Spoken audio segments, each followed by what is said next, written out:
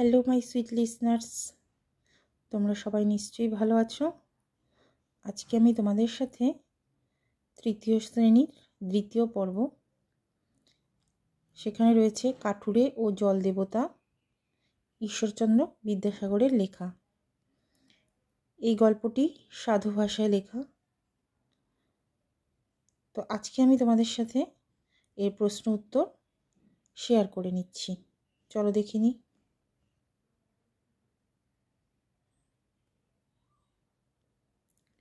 এখানে প্রথমেই রয়েছে শব্দার্থমালা, যেখানে কিছু শব্দ তার অর্থ দেওয়া রয়েছে।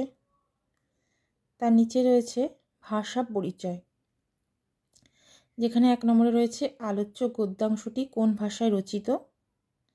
উত্তর হচ্ছে সাধু ভাষায়। নিচের সাধু শব্দগুলো চলিত ভাষায় লেখো। 2 নম্বরে রয়েছে অর্থ লিখে দাও। 3 নম্বরে বাক্য গঠন করো। 4 নম্বরে বিপরীত শব্দ লেখো এবং 5 নম্বরে অতি সংক্ষিপ্ত কিছু প্রশ্নাবলী রয়েছে, যেগুলো প্রত্যেকটার উত্তর আমি তোমাদের সাথে শেয়ার করছি।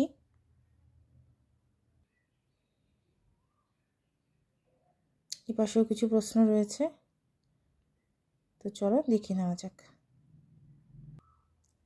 প্রথমেই রয়েছে যে প্রশ্নটি, কাঠুরে ও জলদেবতা গদ্যাংশটি কোন ভাষায় রচিত। উত্তর সাধু ভাষায়। 2 নম্বরে নিচের সাধু শব্দগুলো চলিত ভাষায় লেখো।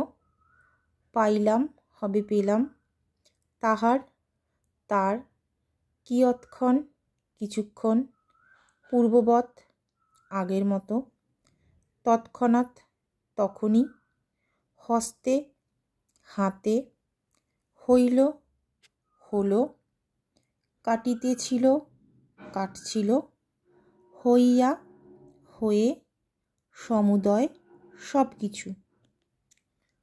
এরপর রয়েছে অর্থ লেখো। কাঠুরে যে কাঠ কাটে, উচ্চস্বরে মানে চিৎকার করে।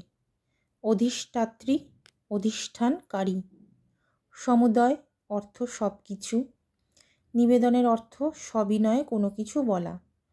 তৎক্ষণাতের অর্থ তখনই। স্বর্ণময়ের অর্থ সোনার তৈরি। অনুগ্রহের অর্থ দয়ায়। সত্যনিষ্ঠ যিনি সত্যের ওপর নির্ভরশীল। অন্তর্হিত অদৃশ্য। প্রতিবেশী আশপাশের লোকজন।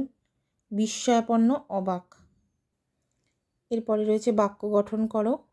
আশা, কোনো কিছু পাওয়ার আগে বেশি আশা করতে নেই। নদী, গঙ্গা পবিত্র নদী। স্বর্ণময়, আমার একটি স্বর্ণময় আংটি আছে। কাঠ, কাঠ থেকে চেয়ার টেবিল ইত্যাদি তৈরি হয়। সন্তুষ্ট, গরিব মানুষেরা অল্পেতেই সন্তুষ্ট থাকে। দুঃখী, রাম খুব দুঃখী ছেলে। উচ্চস্বরে, যাদব উচ্চস্বরে কান্না করছে। অতিশয়, মোহন অতিশয় ভালো লোক। এরপরে বিপরীত শব্দ।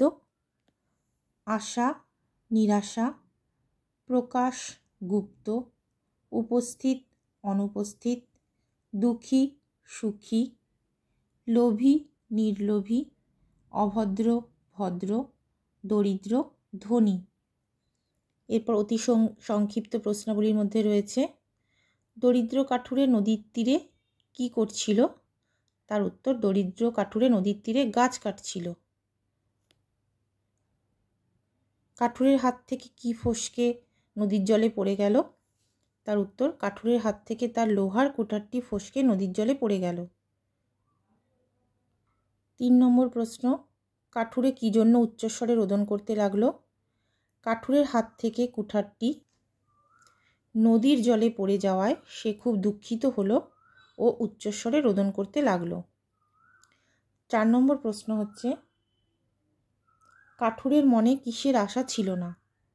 কাঠুরের মনে তার লোহার কুঠারখানি ফিরে পাওয়ার আশা ছিল না। 5 নম্বর প্রশ্ন,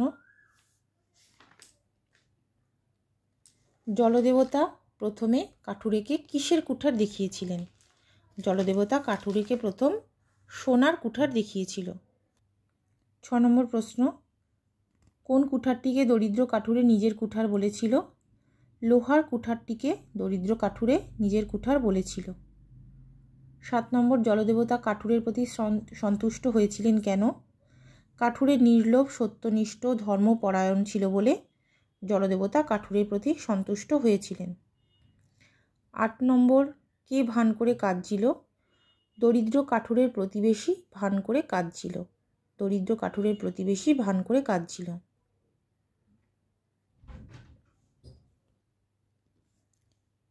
এরপর সংক্ষিপ্ত প্রশ্নাবলীতে রয়েছে 1 নম্বরে, জলদেবতা কার কান্না শুনতে পেলেন? কান্না শুনে তিনি কি করলেন?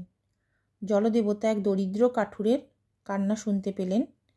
কান্না শুনে জলদেবতা সেই কাঠুরের সামনে এলেন এবং জানতে চাইলেন সে কেন কান্না করছে। 2 নম্বরে, দরিদ্র কাঠুরে নদীর ধারে কি করছিল? সে কি জন্য দুঃখিত হলো? দরিদ্র কাঠুরে নদীর ধারে কাঠ কাটছিল। তার কুঠারটি নদীর জলে পড়ে যাওয়ায় সে দুঃখিত হলো। তো আজকে এই পর্যন্তই। চলো, টাটা।